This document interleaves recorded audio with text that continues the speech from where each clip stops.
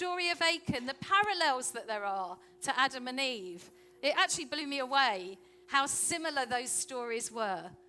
Because they, again, Adam and Eve had that choice as to whether they bit the apple. And God had given them this amazing garden. We can't even begin to picture. Even the best National Trust place doesn't sum up what the Garden of Eden would have been.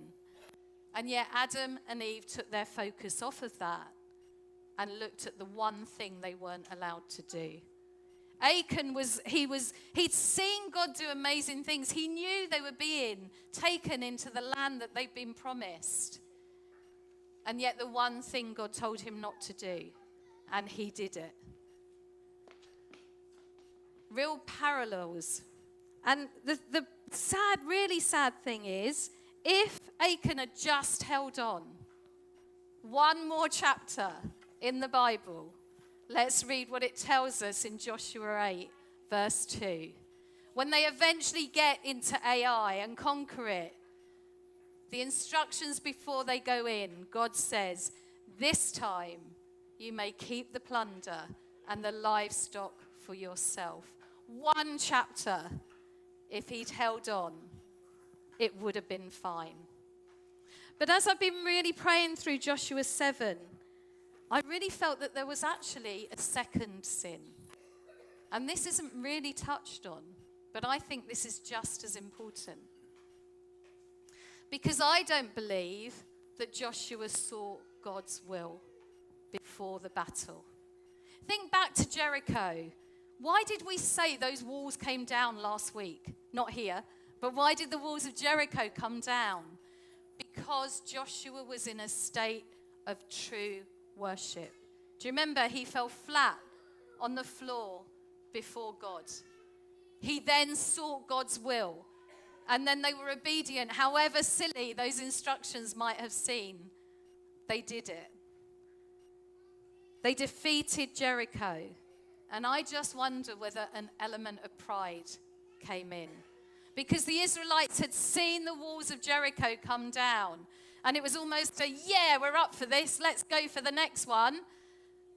And they did it on their own terms. They didn't seek God's will. They didn't pray beforehand. And I think part of the reason that they didn't is because it looks such an easy conquest. How many times in our lives do we think, oh, I don't need God in this, I'll just go forward. And it ends in disaster. Because we need God's will, we need God's discernment, we need God's guidance in every area of our life, not just the Jerichos. We have to seek him. And just imagine, I don't know, but maybe if Joshua and the Israelites had sought God before they sent the spies in, before they decided we'll send our B team in to take this battle, if they had sought him, maybe those 36 lives would have been saved. Because maybe God would have said to them, hold on a minute, don't go into battle yet, because there's sin in your camp. Stop, sort it out, and then we'll walk this together. I think that's such a powerful lesson, because it's so easy to seek God when we're in the pits. It's so easy to seek God when it seems as though there's no way out. And then we get back into real life, and it's so easy to think we can do it on our own strength. We need to be seeking God in everything. And so our second point is be serious about sin because others see. Whether we like it or not, when we're a believer, our actions affect other people. It tells us time and time again in the Bible that we are connected. That if one part of the body isn't working properly, the rest of the body can't. Therefore, anything that we do, that we're holding on to, any unresolved sin will affect other people. Again, that's quite a sobering thought, isn't it? Because our sin doesn't just affect us, it affects other people around us. And I could imagine when Achan went and saw and what he took, compared to everything that he would have seen in Jericho, It must have seemed just a little bit. I can imagine him in his mind saying, I'll just take a little bit. That coat's no good to anybody anymore. I'll just take a little bit. There's no such thing as it was only a little. We can try and justify it, but there's no such thing as it was only a little. Let's just think about some of the people in the Bible that maybe thought their sin was only a little. You can imagine Eve. It was only a little bite of the fruit. Had quite dire consequences. Think of Abraham. It was only a little white lie.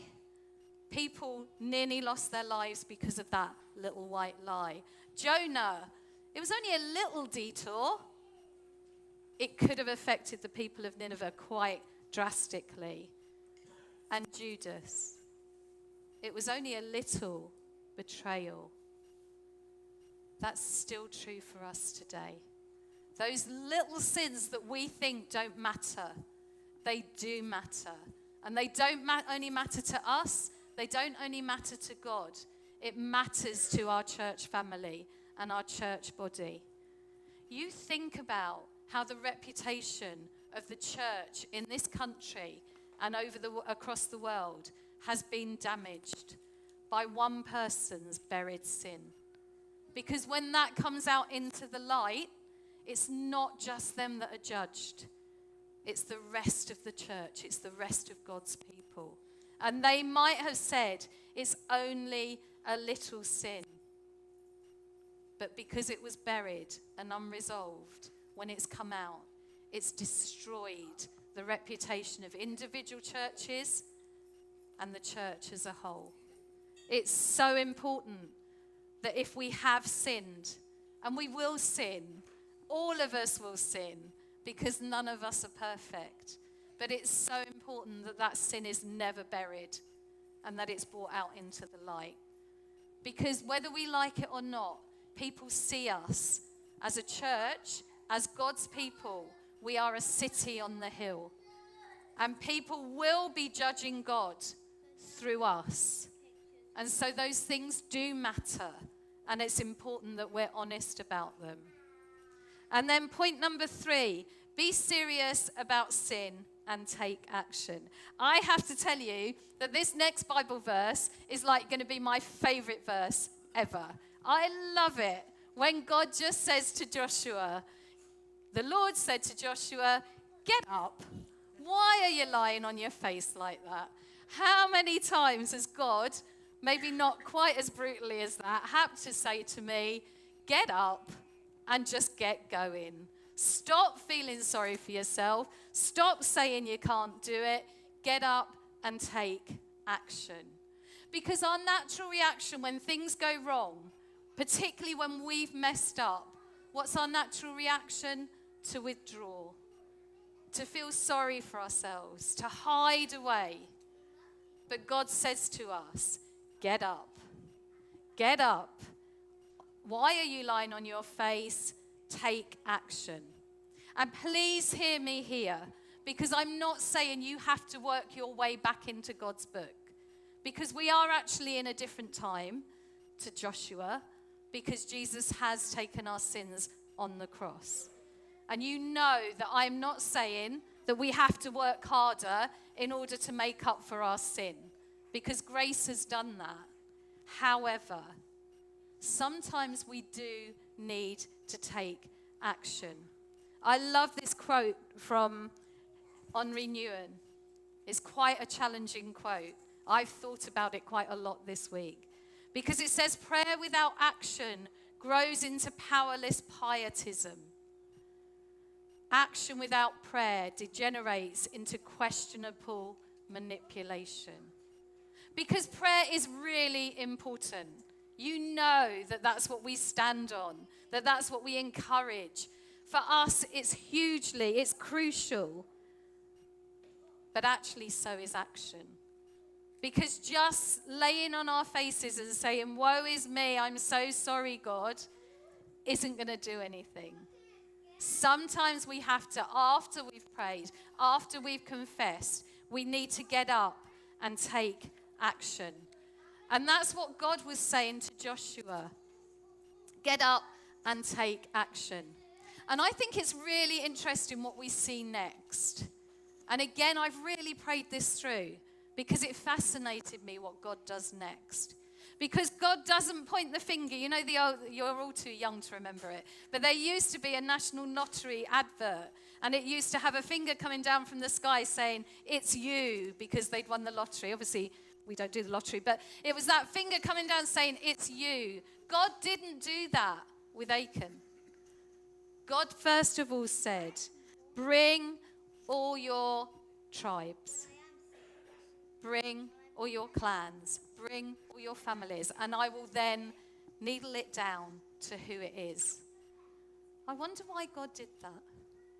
I wonder whether God actually wanted Achan to get to the point where before he told everyone who it was, he actually confessed.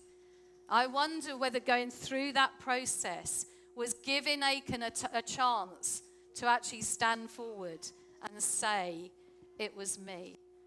Because those of you that have ever taught, or those of you that have got children, you'll know that when we know that they've done something wrong, it means so much more to us if they will admit it first before we say to them, I know you did it wrong.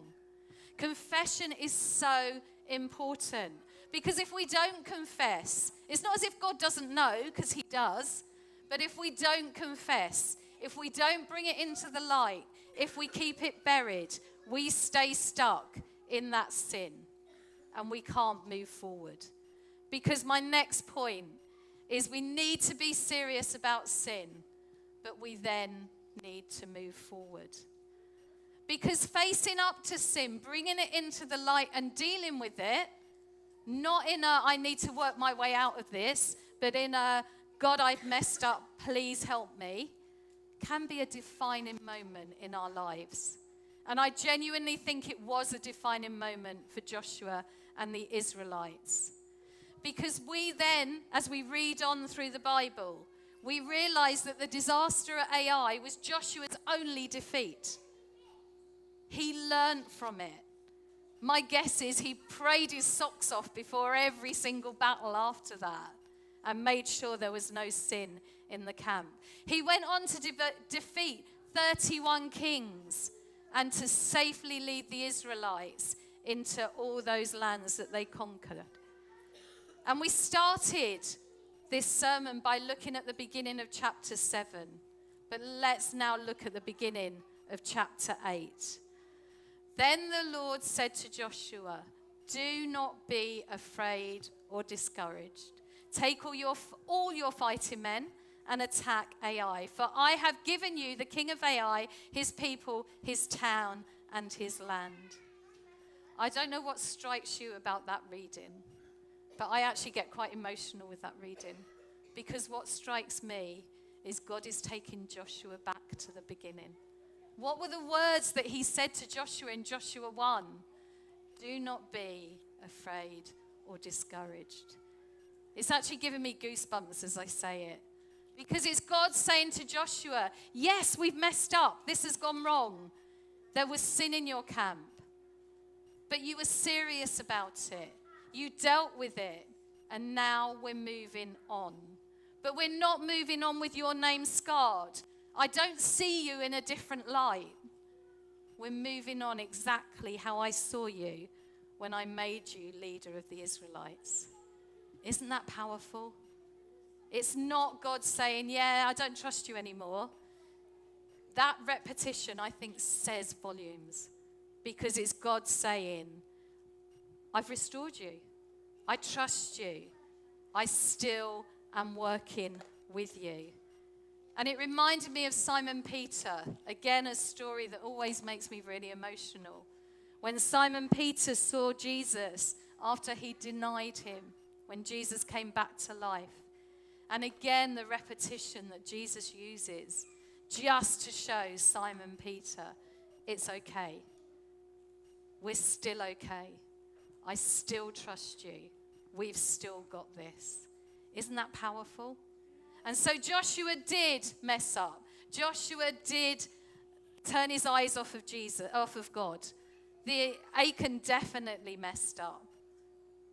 But the Israelites were restored with God. They purified themselves and they moved forward.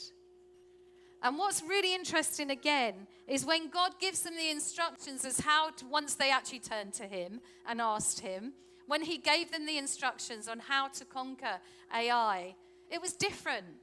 They were different instructions. And again, I find that heartwarming because it's almost God saying, don't get complacent. Don't get comfortable because I've got different ways of doing things. Our God is a creative God. Our God is not a God that's stuck in a rut. And so when we're tempted to just go through the motions and do things the same way that we've always done them, God is saying no. Let's start each day by saying, how do you want to do today, God? How do you want to do today? And be careful with that question because sometimes it's definitely not what you think he's going to answer. So in conclusion, in response, some tough questions. I told you it was a tough message today, but some tough questions. Because remember, this is all about unresolved sin. This is all about what we've got buried beneath our tent. It's not about sin that you've dealt with God because that's been dealt with. And he's restored you. But what unresolved sin have we got buried beneath our tent that God wants to bring into the light? And remember, there's no such thing as it was only a little. So it could be that you've got unforgiveness or bitterness or disappointment or pride or self-reliance or addiction. And nobody knows about it. God does. But God wants you to bring it into the light. And my second question that I feel is really important is, who have you got in your life that will hold you accountable? Not in a you did this, but somebody that you can go to and say, I've messed up. Will you pray with me? Because we all need those people in our lives. Yes, we confess to God. We walk through the stuff with God. But we also need those people. Because sometimes when we bury stuff so deep, sometimes we can't see it. And sometimes we need those people to say, let's dig this up together and let's walk into that freedom. We're going to finish now with two things. So first of all, I'm sorry, worship team, I've sort of messed all your system up here, so you might have to rejuggle things. I'm going to ask the worship team to come forward, and we're going to end with a song that talks about our freedom. And it involves all of you joining in. But before we do that, before we truly walk into freedom, I want to do two things. The first thing that I want to do is to just have a time of quiet. Because it could be that God's been niggling your heart, I know he has mine, with stuff that you need to bring into the light. Those unresolved conversations, those broken relationships. Just spend a time of quiet. Close your eyes and just ask God. And just do your business with God now. It doesn't have to be a big song and dance. Just do your business with God now. And then after that time of quiet, in a second, Erica's going to read to us. And she's going to read a paraphrase from the psalm that our Bible memory verse was from today, from Psalm 32. Listen to her words when she reads it, and let those words wash over you. But let's just have that time of quiet now to bring ourselves before God.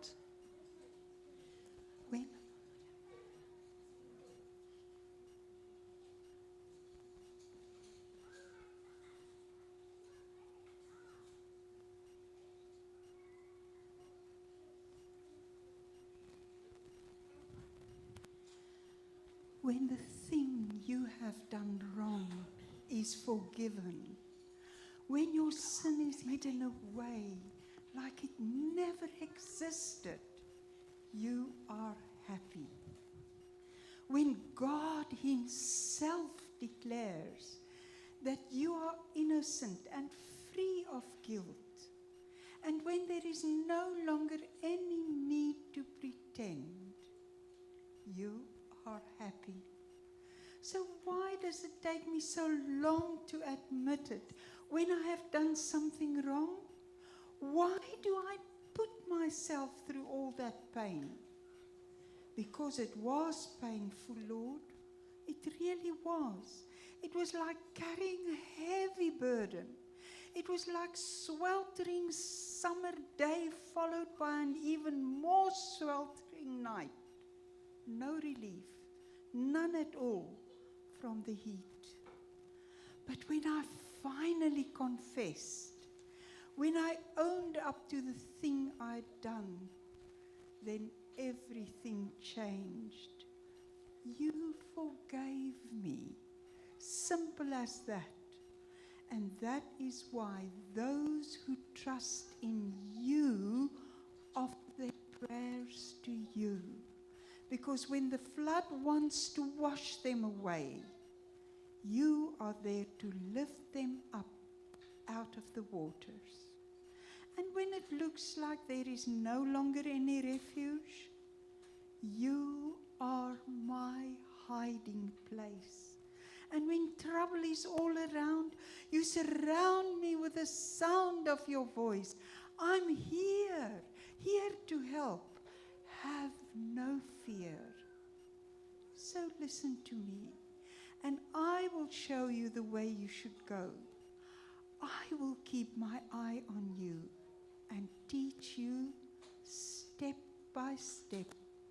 As long as you're willing to be taught, that is, and not like a horse or a mule that needs a bit in its mouth to force it along the right path. For the wicked, they suffer for their sins, tormented, alone. Don't let anyone kid you, but those who trust in the Lord live in His presence, surrounded by His love, a love that never quits. So be happy, righteous ones. Rejoice. And those of you whose hearts are in tune with God, shout with joy.